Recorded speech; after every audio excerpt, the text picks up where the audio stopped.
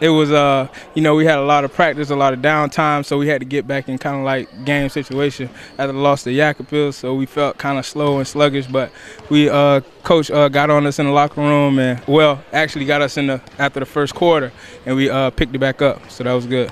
For you as well, it was a good statistic, 17 points, 6 assists.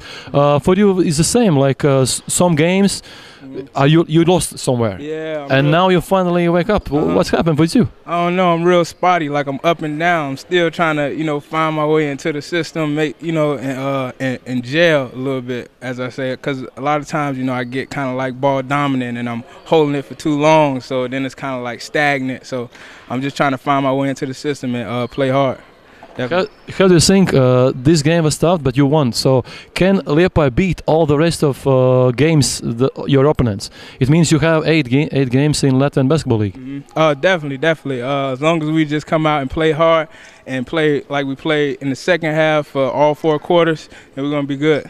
We're going to be definitely good. And it's going to be a tough game as well against Tartu Rock in BBL, right? Yeah, I remember them. I remember them very well. It's going to be a real tough game. But we got some new additions. We got Toombs. He came off the bench and gave great minutes. I think he had like 13 points, and he really stepped up today. So that was really good. So guys like that will be all right against us. So you're satisfied with the game, satisfied with yourself and the teammates, right? Yeah, definitely. My game, not so much. I still want to, make it consistent. I still got to find myself. So hopefully, this is the start of something, better. Second half and just kicking it off right. Definitely. Okay, so keep that emotion to the next game as well, okay? Okay. Thank you. All right, thank you. Uz kāmas man blakus sārtiem vaigiem emocijas atstāts uz soliņa, emocijas atstāts spēlē.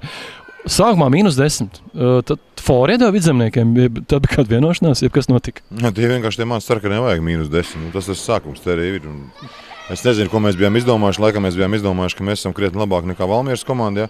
Valmieras komandai, kā zināms, tā kā trakai lapsai nav kur sprukt, un katru uzvaru jāņem, un katra spēle jāspēlē ar pilnu atdevu, un to viņi arī pierādīja pašā sākumā. Labi, ka mēs spējām atkopties un to spēli salauzt un principā nodot līdz galam veiksmīgi. Šādā līmenī spēlēt bieži negadās 18-0 izrāviens. Man liekas, tas arī kaut ko raksturoja to pēkšņo Liepājas pamošanos. Valmiera nebija gatava tādai Liepājas ofensīvai un aizsardzībai, jo 18-0 Liepāja veids izrāvienu. Jā, noteikti grūti spēlēt aizsardzībā tā, kā to Valmiera izdarīja pirmajās minūtēs. Tu nevar nospēlēt 40 minūtes, un neviens jau nav robots.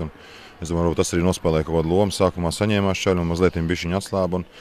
Tad arī tajā brīdī mēs atkal sajūtām to spēli un veicām to 18-0 izrāvienu, kā tu saki, un lauzām to spēli. Interesanti, nebieži arī gadās, kad spēle praktiski izšķirt otrā ceturdaļā. Tajā brīdī, kad iegūta 10 punktu pārsvaru, tā arī Liepāja praktiski viņu noturēja. Var teikt, ka lūzums iestājas tieši otrā ceturdaļā.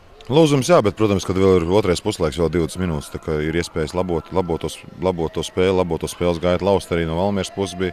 Viņiem tāds iespējas ar savu aktīvo presingu, kur mēs dažbrīd likās, kad nezinām mēs, ko darīt, un bumbas metām vienkārši pretiniekiem rokās, bet, katrā ziņā bijām gatavojuši, zinājām, ja kaut kas varbūt nesanāca mums, bet rezultāts pozitīvs. Tas beigās pie +6 nebija tāds sajūta, ka ir ziepes, jeb kaut kā tā vēl jūt, ka viss ir kārtībā?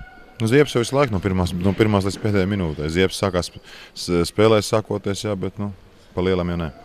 Klau, ko šī pēdējā spēle savā laukumā pēc tam, kad atkal jau ieliek pie malas šīs bumbiņas, ņemam cits bumbas rokā un braucam uz Igauniju. Nākamais mačs ir Baltijas Basketbola līgā, pirms tam zvaigžņu spēle.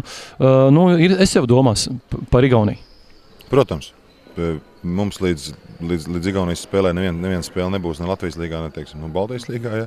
Un priekšā tikai zvaigžņu spēle, tā kā gatavosimies Tartu komandai. Tartu komanda spēlē šodien, Tartu komanda spēlē vēl pēc kāda laiciņa. Pēdējo spēli Eiro Challenge, tā kā skatīsimies, gatavosimies, un mums ir laiks sagatavoties un centīsimies izdarīt visu to labāko.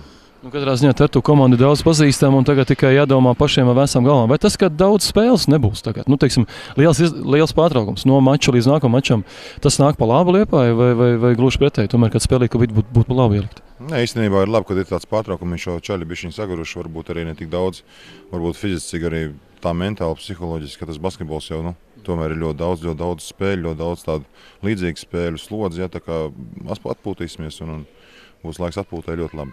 Noteikti arī domā par zvaigžņu spēli. Pareizi, es redzu, ka tu katru dienu par to domā 21. datumā vadīs komandu galā. Pirmo reizi, man liekas, un nekā galvenais treneris. Jā, tas ir ļoti labi. Jā, paldies faniem, kas man tur ievēlējuši par galveno treneri. Protams, tā ir atbildība, jā, un jāizrāda savā ziņā cieņa arī pret faniem, pret līdzjutējiem, ja, ka viņi man tur ievēlējuši.